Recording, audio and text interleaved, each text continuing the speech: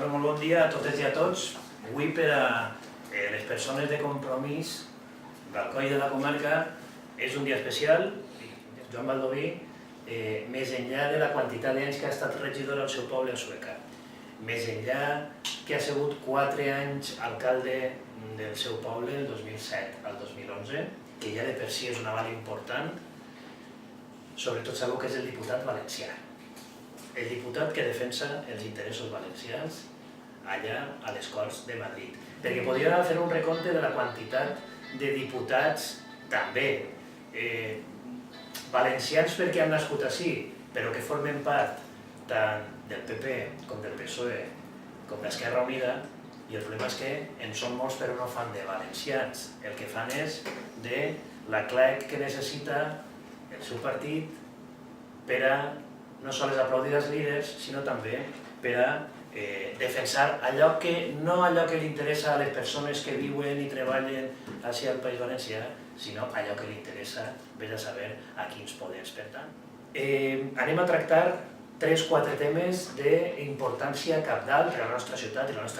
nostra comarca. Ara Rafa parlarà d'una qüestió estrictament de Muro, la qüestió del mal col·lateral que ha fet o que han fet o que algú s'ha encarregat de fer amb les obres de l'autovia, i bàsicament així, finalment Joan Baldoví es centrarà en qüestions per a nosaltres molt importants. Estem parlant del famós carrer Entença. Recordeu que els veïns i les veïnes d'aquest carrer neuràlgic de la ciutat estan patint durant més de 25 anys que el seu carrer allà on viuen siga una carretera nacional, cosa que jo crec que en tota Europa ben pocs casos hi hauria en una ciutat de més de 60.000 habitants. I també estem parlant de la demanda formal, el fet d'instar formalment al govern d'Espanya perquè no sols faci la gestió que toca, sinó que aporte econòmicament la inversió necessària per a que fons europeus destinats a les xicotetes i mitjanes empreses, a les microempreses, que són, sabeu, el sector productiu no sols de les nostres comarques, de les ciutats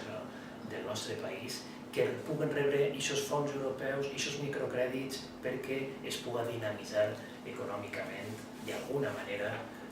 la ciutat i la comarca. Nosaltres el que sí que volem reivindicar des de Muro i també des de la comarca, i sobretot tenint en compte bàsicament els desperfectes ocasionats en Cocentaina i Muro, bàsicament, és el tema de l'autovia central. Estem molt descontents en el com s'ha acabat. I fa un parell d'anys que estem reivindicant el que tots els desperfectes puguen arreglar-se, perquè les pluges que han hagut, tots els taluds i tot, molts estan desfets. Per tant, és molt difícil de quantificar. Probablement el que haguem quantificat fa 2 anys ara valdria molts més diners, perquè està molt mal acabat. Després, camins, alguns hem tingut que arreglar-los des de l'Ajuntament, ens ha costat diners als murers i mureres directament perquè eren intransitables, però encara tenim uns quants en els que no es pot passar. I tampoc tenim tants diners l'Ajuntament de Muro per a abordar tota la despesa mínima per a que estiguen bé. És que les destrosses dels camions i les màquines han sigut grans. És el cas del carrer Entença, ací al Coll, que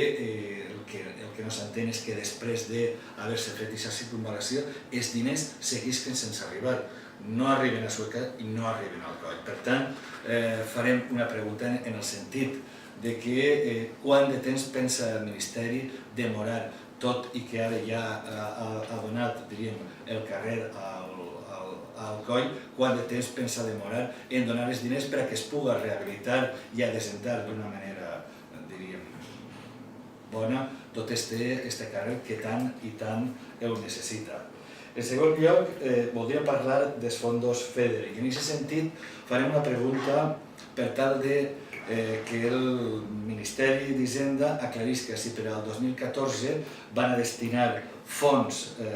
estatals per tal d'ajuntar-los als plans Jeremy o Jessica, que són fons europeus, en el cas de Jeremy fons FEDER per tal d'ajudar a les microempreses i a les pimes,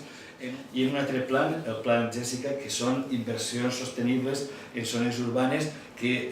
al Coll, tenint un centre urbà en el que les inversions per tal de rehabilitar-los són tan i tan necessàries, entenem que això, a banda de donar faena a les empreses de la ciutat i a les xicoteues empreses i als autònoms de la pròpia ciutat, pot generar beneficis molt grans pel que fa a la regeneració urbana del Coll.